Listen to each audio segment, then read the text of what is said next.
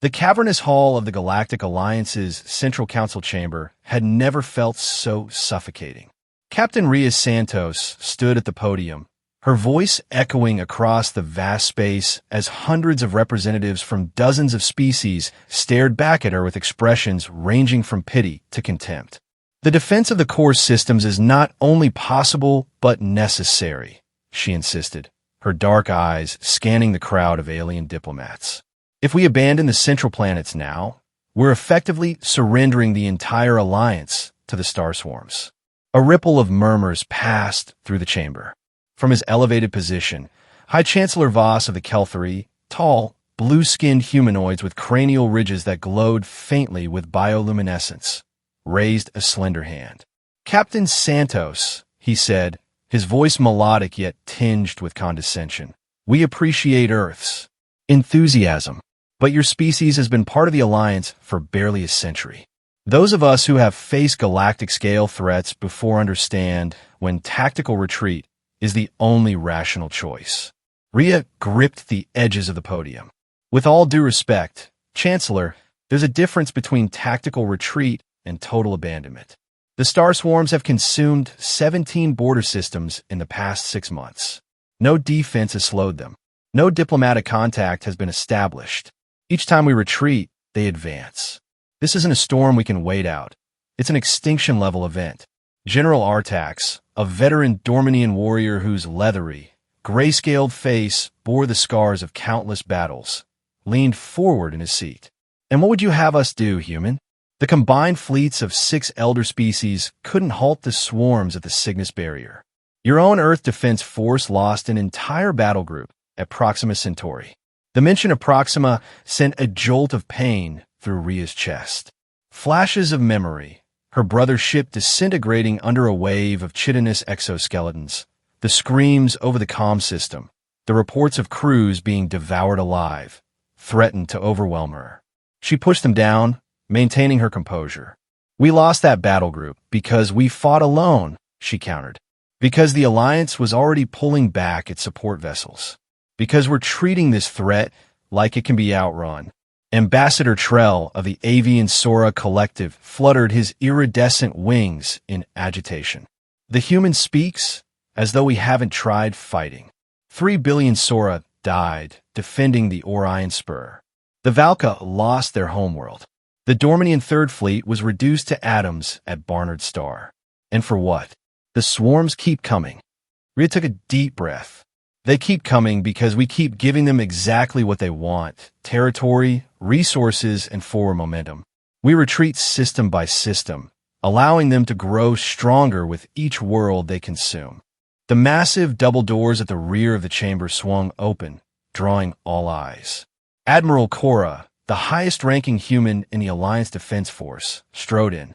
Her weathered face was grave as she approached the central holographic display. "The swarms have breached the Perseus firewall," she announced without preamble. "All colonies in the sector are being evacuated. At their current pace, they'll reach the core systems within 30 days. The chamber erupted in panic. Species representatives shouted over one another, some already calling for immediate evacuation to the Outer Rim territories. Chancellor Voss's cranial ridges pulsed rapidly with stress-induced bioluminescence as he tried to restore order. Rhea caught Admiral Cora's eye. The older woman gave her a barely perceptible nod, permission to continue. "Listen to me." Rhea's voice cut through the chaos. "I'm not suggesting we make a last stand out of pride or stubbornness. Earth intelligence has been analyzing the swarm patterns since first contact. They're not mindless destroyers, they're methodical. They avoid heavily fortified systems until they've built overwhelming numerical advantage. They prioritize resources over strategic positions." She gestured to the holographic display, highlighting the core systems. "If we consolidate our forces here at the heart of the Alliance, we create something the swarms haven't encountered before, a defense they can't simply outflank or overwhelm through attrition." General Artax snorted. "And how long would such a defense hold, Captain? A week? A month?" "The outcome remains the same." "Not necessarily," came a new voice. All heads turned to see Dr. Sarah of the Orani step forward. The slender, pale-skinned scientist was respected throughout the Alliance for her breakthroughs in neural technology. Captain Santos approached my research team 3 weeks ago, she said, her large, pupil-less eyes blinking slowly. We've been developing a potential countermeasure based on the limited swarm specimens recovered from Proxima Centauri. A murmur of surprise rippled through the chamber. The recovery of actual swarm specimens was news to most. The human defense at Proxima, while ultimately unsuccessful, managed to kill more swarm entities than all previous engagements combined, Dr. Sarah continued. Analysis suggests they may be vulnerable to certain electromagnetic frequencies that disrupt their hive-mind coordination. Chancellor Voss leaned forward. If this is true, why are we only hearing about it now? Because we needed time to confirm our findings, Dr. Sarah replied calmly. And because the human captain believed correctly that if the Alliance knew of a potential weapon, many would advocate abandoning the core to deploy it from a safe distance. Rhea stepped back to the podium. We don't need distance. We need proximity. The weapon Dr. Sarah is developing requires direct deployment into the heart of the Swarm Collective. That means someone needs to stand and fight, not retreat. The chamber fell silent as the implications settled in. Humanity volunteers to hold the line, Rhea said firmly. We'll defend the core systems while Dr. Sarah completes her work. All we ask is that those who can contribute ships, personnel, or resources do so, and that those who choose to evacuate promise to return if we succeed. Admiral Cora nodded. Earth has already committed its entire fleet to the defense of the core. The question is, will Earth stand alone, or will the Alliance remember what brought us together in the first place? As the Council dissolved into heated debate, Rhea stepped away from the podium. In 30 days, the greatest threat the galaxy had ever known would arrive at their doorstep. Whether humans would face it with allies or alone remained to be seen. They think we're insane, Lieutenant Commander Takeda said, passing Rhea a steaming cup of synthetic coffee in the officers' lounge of the Alliance Station Concordia. The Valka ambassador called it charming but misguided human suicide. Rhea sipped the bitter liquid, grimacing at both the taste and the sentiment. The Valka were saying the same thing about the Orani last month. At least we're consistent. Everyone gets a turn being the naive species.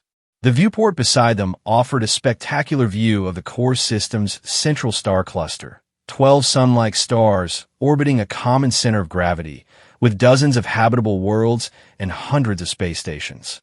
It was the heart of galactic civilization, the birthplace of the Alliance 3,000 years before humans had achieved faster-than-light travel. And now it might become humanity's tomb. The Dormanian general, Artax, approached me after the session, Rhea continued. He thinks we're grandstanding to secure better evacuation terms for Earth. Takeda laughed, as if we'd risk our entire fleet for a negotiating tactic. That's what I told him. I don't think he believed me until Admiral Cora confirmed we've recalled every Earth vessel from the outer colonies. We're all in, hero. The lieutenant commander's smile faded. How many ships? 217 combat-capable vessels. Another 300 support craft. Against a swarm that destroyed thousands of Alliance ships at the Cygnus barrier. Rhea set down her cup. It's not about matching them ship for ship. It's about holding them in place long enough for Dr. Sarah's weapon to work. If it works, Takeda pointed out. If it works, Rhea acknowledged. But even if it doesn't, someone has to make a stand. Otherwise, we're just postponing the inevitable. The swarms have never stopped their advance. Not once since they appeared. Takeda studied her face. This is about Proxima, isn't it? About David. Rhea stiffened. This is about survival. My brother died because the Alliance abandoned unified defense for every species for themselves evacuation. I won't let that happen again. Not on this scale. Before Takeda could respond, Rhea's comm unit chimed. Admiral Cora's voice came through. Captain Santos, report to Docking Bay 7. You have visitors. 20 minutes later, Rhea stood bemused as an unusual collection of aliens assembled before her in the cavernous docking bay. Dr. Sarah was there with 3 other Orani scientists. Beside them stood Nadim, a Valkan engineer whose emerald skin contrasted with his silverwork suit. Most surprising was the presence of General Artax himself, accompanied by a dozen Dormanian officers. "What's this about?" Rhea asked. The general's leathery face remained impassive. "The council voted after you left. The official decision is to proceed with full evacuation of the core systems." Rhea's heart sank. "So that's it? The Alliance abandons its heart without a fight." "The Alliance, yes," Dr. Sarah said, stepping forward. "But not all of us agree with that decision." Nadim nodded, his large golden eyes blinking nervously. "The Valkan High Command ordered all our ships to retreat to the southern spiral. I declined to comply, as did we." Dr. Sarah gestured to her fellow Irani. "Our research requires swarm specimens, living ones preferably. Your defense plan offers the best opportunity to obtain them." General Artax cleared his throat. "The Dormanian fleet will officially withdraw as ordered. However, I find myself reassigned to a special advisory position, with these officers and 3 battlecruisers temporarily placed under Earth's tactical command for knowledge transfer purposes." Rhea blinked in surprise. "You're defying your government's orders?" "I am interpreting them creatively," Artax corrected. "I fought in 17 major conflicts across this galaxy, Captain. Never once have I retreated from a battle that needed fighting." His scaled hand moved unconsciously to a scar on his neck. "Besides, my youngest clutch sibling died at Barnard Star. The swarms owe me a debt of blood." "We're not the only ones," Nadim added. "Word of your stand is spreading through the Alliance military channels. Some are calling it foolish, but others—" He shrugged. "Let's just say more ships might experience navigational errors that delay their evacuation." For the first time in weeks, Rhea felt a spark of hope. "Thank you, all of you. But I need to be clear, this isn't just about buying time for an evacuation. We're making a real attempt to stop the swarms." "Of course," Dr. Sarah said. "No one joins a suicide mission unless they believe there's a chance of success, however small." Admiral Cora strode into the docking bay, accompanied by Lieutenant Commander Takeda and several other human officers. She surveyed the assembled aliens with approval. "Well, Captain Santos," she said, "it seems your impassioned plea wasn't entirely in vain. Now, shall we begin planning how to save the galaxy with our woefully inadequate forces?" Rhea straightened her uniform.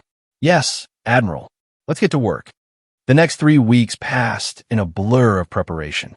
While billions of Alliance citizens evacuated the core systems in massive colony ships bound for the distant reaches of the galaxy, Rhea and her unlikely coalition prepared for war. The human fleet positioned itself in a defensive perimeter around the central star cluster, reinforced by Artax's Dormanian battlecruisers and a growing number of delayed Alliance vessels whose captains had chosen to join the stand. On the station Concordia, now serving as their headquarters, Dr. Sarah and her team worked around the clock to finalize their weapon, a device they called the Neural Disruptor. Based on their analysis of the swarm specimens, they believed it could interrupt the hive-mind connection that made the creatures so devastatingly effective. "The challenge isn't generating the right frequency," Dr. Sarah explained during one briefing, her slender fingers manipulating a holographic model of the device. "It's delivering it at sufficient strength and proximity to affect the entire swarm collective." "In other words," Nadim said, looking up from his engineering calculations, "someone has to get this thing into the middle of the enemy fleet and detonate it." "Not detonate," Dr. Sarah corrected. "Activate. It's not an explosive device. It's a transmitter." "The delivery problem remains the same," General Artax growled. "Any ship approaching the swarm core will be torn apart before it could deploy the device." Rhea studied the tactical display, which showed simulations of previous swarm attacks. "What if we don't try to penetrate their formation? What if we let them come to us?" "You mean allow them to overrun our position?" Admiral Cora asked, raising an eyebrow. "Not exactly." Rhea zoomed in on the display. "Look at their attack pattern at the Cygnus barrier. They don't spread evenly. They concentrate on breakthrough points, creating wedges in the defensive line." Nadim leaned closer. "The penetrator groups draw defensive fire while flanking units move around to encircle. Exactly, Rhea nodded. Standard envelopment tactics. But what if we intentionally create a weakness in our formation? A target too tempting to ignore? Understanding dawned on Artax's face. A trap. We position the neural disruptor on a vessel in the weak point of our formation, Rhea explained. When the swarms commit to the breakthrough, they'll surround the target ship, bringing the bulk of their hive mind within range of the device. Suicide for whoever's on that ship, Lieutenant Commander Takeda observed quietly. Rhea didn't flinch. Potentially, but we'll design an escape strategy. Fast shuttles, emergency teleporters, whatever we can devise. The crew will have a chance. Dr. Sarah studied the simulation. It could work. The neural disruptor would be at the epicenter of their assault, perfectly positioned to affect the maximum number of swarm entities. Then it's settled, Admiral Chorus said. We'll prepare the trap. The question remains, which ship will carry the device? Mine, Rhea said without hesitation. The Defiant will carry the neural disruptor. Artax's eyes narrowed. You're too valuable as a tactical commander, Captain. Someone else should. This was my plan from the beginning. Rhea cut him off. I'm not asking anyone to take a risk I won't take myself.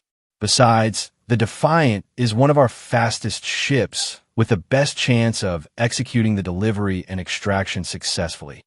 Admiral Cora studied her for a long moment, then nodded. Very well, Captain. The Defiant will be our bait. Now, let's make sure it's a trap the swarms can't escape. As the meeting dispersed, Takeda fell in a step beside Rhea. You don't have to do this yourself. Yes, I do, she said simply. For David. For Proxima. For all the worlds already lost. She paused at a viewport, gazing out at the assembled fleet, a thin line of ships that represented the last hope of the core systems. Someone has to stand and fight, hero. This time it's us. The swarms arrived exactly as predicted, emerging from hyperspace at the edge of the core system in numbers that defied comprehension. The sensors on the Concordia station registered thousands of individual craft. If the chitinous, organic mechanical hybrid vessels could even be called craft in the conventional sense. They moved as one organism, a vast cloud of destruction that had consumed everything in its path for the past year of its relentless advance through Alliance space. All ships, battle positions. Admiral Cora's voice rang through the comm system as the Alliance defense fleet moved to intercept. Aboard the Defiant, Rhea strapped herself into the command chair. Her crew, a mixture of humans and volunteers from other species, manned their stations with tense efficiency. The neural disruptor, a surprisingly small device for something that carried the hopes of galactic civilization, was secured in the ship's central chamber, connected to the main power core. Remember the plan? Rhea said calmly. We maintain position in Sector 7, creating the appearance of a weak point in our formation. When the swarms commit to the breakthrough, we activate the neural disruptor. Extraction teams stand by for immediate evacuation once the device is activated. Lieutenant Commander Takeda, who had insisted on serving as her first officer for the mission, nodded from the tactical station. All systems ready, Captain. Extraction shuttles prepped and standing by. Nadim, who had personally overseen the integration of the neural disruptor with the ship systems, gave a thumbs up from the engineering console, a human gesture he'd adopted during their weeks of preparation. Device is at full charge. Ready for activation on your command. Rhea took a deep breath. This is it, everyone. Whatever happens today, know that we're making a stand when everyone else ran. That counts for something. The first wave of swarm vessels crashed against the Alliance defensive line like a tsunami hitting a seawall. Energy weapons flashed against chitinous armor. Smaller Alliance craft darted between the lumbering swarm carriers, launching precision strikes at vulnerable points identified during previous engagements. From her command chair, Rhea watched the tactical display as the battle unfolded exactly as they predicted. The main swarm force tested the Alliance line, probing for weaknesses. They've spotted our gap, Takeda reported. Swarm elements are redirecting toward Sector 7, toward us. Hold position, Rhea ordered. Let them commit to the attack. General Artax's voice came through the comm.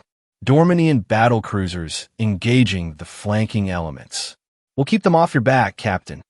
Acknowledged, General. Good hunting. The Defiant shuddered as the first swarm scouts reached their position, chittering drones that scraped against the ship's shields like insects on a window. Shields holding at 92%, the tactical officer reported. More incoming, Takeda warned. Much more. Rio watched as the tactical display bloomed with red indicators. Hundreds of swarm vessels converging on their position, sensing the apparent vulnerability in the Alliance line. They're taking the bait, she said quietly. Stand by to activate the neural disruptor. The ship rocked violently as larger swarm vessels joined the assault, their organic weapons secreting corrosive compounds that began to eat through the Defiant shields. Shields at 67% and falling rapidly. Not yet, Rhea said, eyes fixed on the display. We need the majority of their force committed to the attack. The Defiant groaned under the assault, emergency lights flashing as systems began to fail. A support beam crashed down from the ceiling, narrowly missing Rhea's chair. Captain, we can't hold much longer. Nadim shouted over the din. Shields at 41%. Just a few more seconds, Rhea insisted, watching as more and more swarm vessels poured into the trap, abandoning other sectors to concentrate on the perceived breakthrough point. We need their core elements in range. A massive explosion rocked the ship, throwing crew members from their stations. Rhea held tight to her command chair as the deck plates beneath her feet buckled. Hull breach on deck 4, someone shouted. Emergency containment failing. Shields at 19%.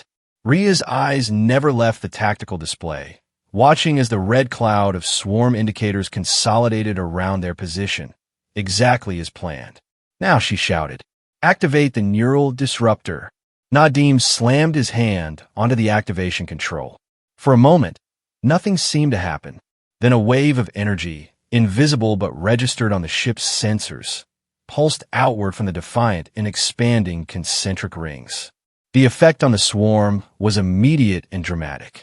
The smaller vessels nearest to the ship began to twitch and convulse, their coordinated movements dissolving into chaotic, random patterns. Some crashed into each other, while others simply went dark, drifting aimlessly in space. It's working, Takeda exclaimed. The neural disruptor is disrupting their hive-mind connection.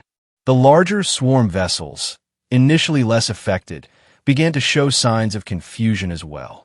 Their attack patterns lost cohesion, their movements becoming erratic. Rhea allowed herself a moment of hope. Status of the neural disruptor? Nadim checked his readings.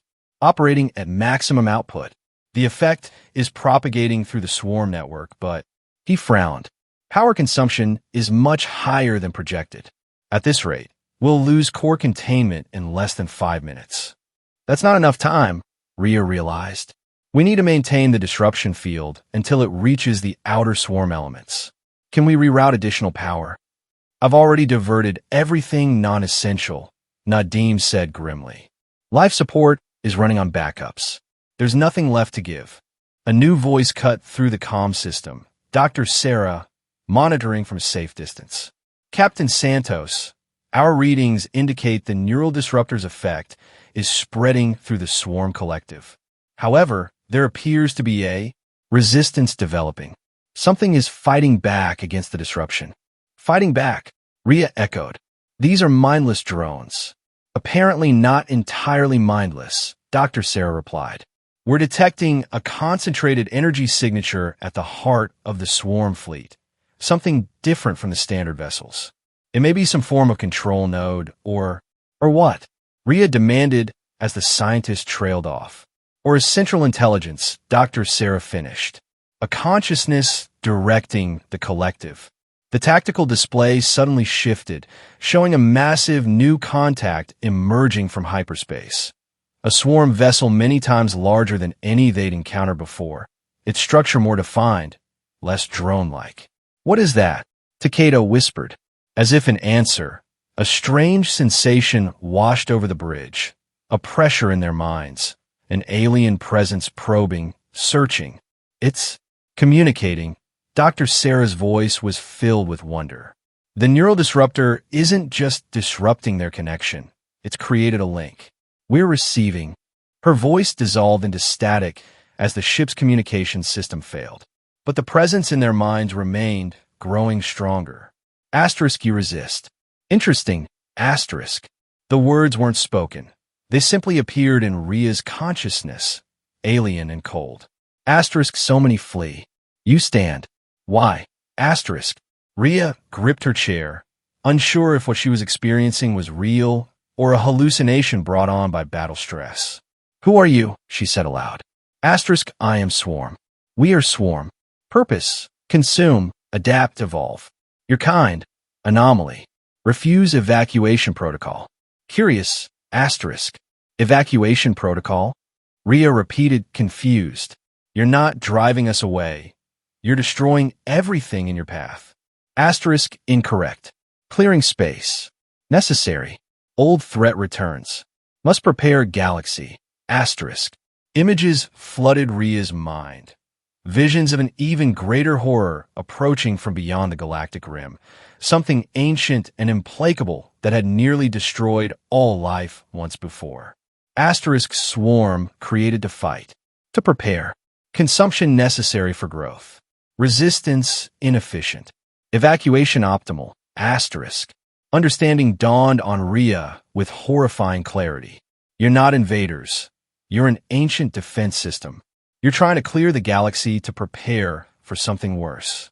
Asterisk correct. Resistance wastes resources. Compliance ensures survival percentage increases. Asterisk. There has to be another way, Ria insisted, both aloud and in her thoughts.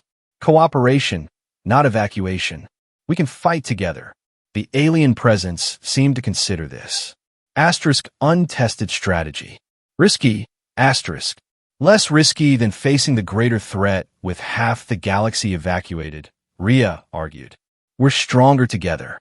Your consumption weakens the galaxy's total fighting force. A violent explosion rocked the Defiant, breaking the mental connection momentarily. Nadim's voice cut through the haze. Core containment failing. 2 minutes to critical overload. The presence returned, stronger than before. Asterisk your weapon. Impressive. First effective resistance in 712,000 years. Perhaps. Recalculation warranted. Asterisk. Ria seized the opportunity. Stop your advance. Communicate your purpose clearly. The Alliance will listen now that we know what we're facing. Asterisk uncertain. Trust. Difficult concept. Asterisk. We stay to fight when everyone else ran, Ria pointed out. Doesn't that prove we're worth trusting? The massive swarm vessel moved closer to the Defiant, tendrils of energy connecting the two ships. The smaller swarm craft around them had stopped attacking, now drifting in a holding pattern. Asterisk proposal. Cease current protocol. Initiate communication. Prepare combined defense. Asterisk. Yes, Ria agreed immediately. That's exactly what we want. Asterisk warning. Greater threat approaches faster than calculated. Time short. Decision now. Asterisk. Then the decision is made, Ria said firmly. We stand together. The alien presence withdrew slightly. Asterisk accepted. New protocol initiated. Withdrawal commencing. Asterisk. Throughout the battlefield, swarm vessels began to disengage, pulling back into organized formations that no longer appeared threatening. Nadim's voice broke through Ria's concentration. Captain, core containment at critical levels. We need to evacuate now. Ria snapped back to the immediate crisis. All hands, abandon ship. Get to the escaped shuttles. As the crew scrambled to evacuate, Ria remained at her station, maintaining the mental link with the swarm intelligence. You need to move your vessels back, she warned it. This ship is about to explode. Asterisk understood. Assistance offered. Asterisk. Before Ria could respond, a strange energy field enveloped the Defiant, stabilizing its failing systems. The core containment warnings suddenly ceased. Asterisk temporary solution. Permanent repairs require time. Asterisk. Takeda, who had refused to evacuate without his captain, stared in wonder at his console. The core it's stabilizing. How is that possible? They're helping us, Rhea said simply. It seems we've made a new ally. The days that followed were chaotic, but filled with purpose. As news spread that the swarms had ceased their advance, Alliance vessels began to return to the core systems, their evacuation reversed. The massive command vessel of the swarm remained near the Concordia station, where Dr. Sarah and her team worked feverishly to establish more conventional methods of communication with the intelligence that called itself simply Swarm. In the main conference room of the station, Rhea briefed a hastily assembled group of returning Alliance leaders, including Chancellor Voss, who had arrived with the first wave of returning ships. The entity claims to be a defensive system created by an ancient civilization that once inhabited this galaxy, she explained. They were designed to prepare for the return of a threat they called the Devourer, some kind of extragalactic predator that nearly wiped out all life during their last incursion. And we're supposed to simply believe this? Chancellor Voss asked skeptically. After they destroyed countless worlds? They didn't destroy worlds, Dr. Sarah corrected, joining the briefing. They consumed resources and cleared populations, yes, but their purpose wasn't destruction for its own sake.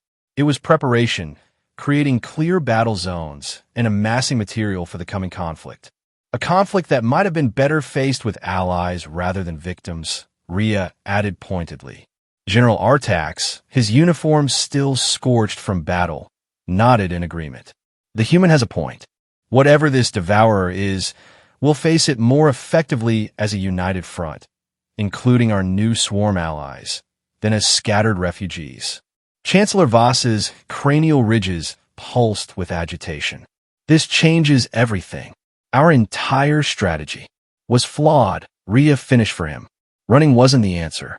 Standing together is. The Chancellor studied her for a long moment, then inclined his head slightly. It would seem, Captain Santos, that humanity's stubborn refusal to retreat has inadvertently saved us all. I acknowledge the wisdom in your stand. Admiral Cora smiled faintly. High praise indeed from the Kelthari. The question now, Rhea said, bringing them back to the issue at hand, is how we prepare for this coming threat. According to the swarm intelligence, we have perhaps 5 years before the Devourer reaches our galaxy. Then we have work to do, Chancellor Voss declared, rising to his feet. The full resources of the Alliance must be directed toward preparation and defense. Captain Santos, given your unique connection with the swarm intelligence, I believe you should head a special joint task force to coordinate our efforts. Rhea blinked in surprise. Me? Surely they're more qualified. There are none more qualified, General Artax interrupted. You stood when others fled. You found a way to communicate when others saw only enemies. The swarm respects you, as do I. Nadim, who had been quietly working on technical diagrams in the corner, looked up. The Valkan Conclave has already pledged their support to whatever initiative Captain Santos leads. I'll be staying on as technical liaison. As will I, Dr. Sarah added. The Irani Science Directorate is most interested in developing our communication methods with the Swarm Collective.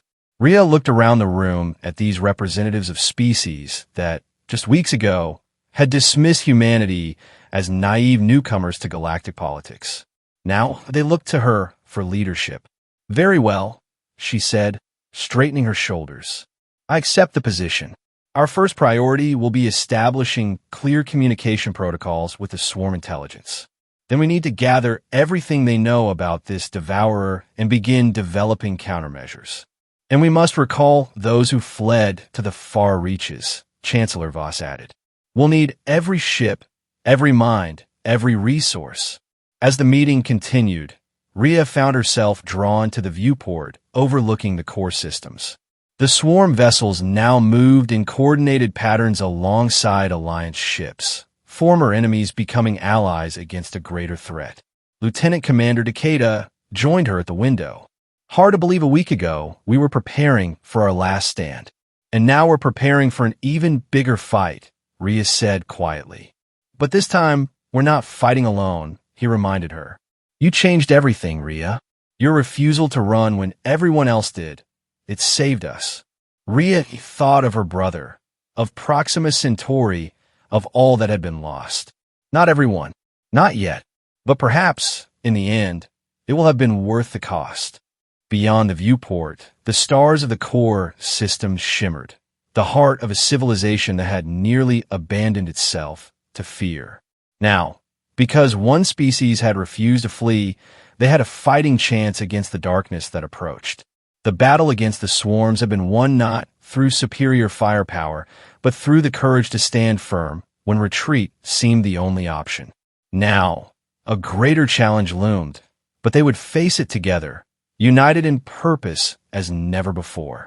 As Rhea turned back to the gathering of Alliance leaders, she carried with her the knowledge that sometimes victory comes not to those who fight the hardest, but to those who simply refuse to give up when all seems lost. When every other species fled, humanity stood and fought. And in doing so, they had not only saved themselves, but the entire galaxy. The real war, Rhea knew, was just beginning. But for the first time since the swarms appeared, she faced the future not with dread, but with hope.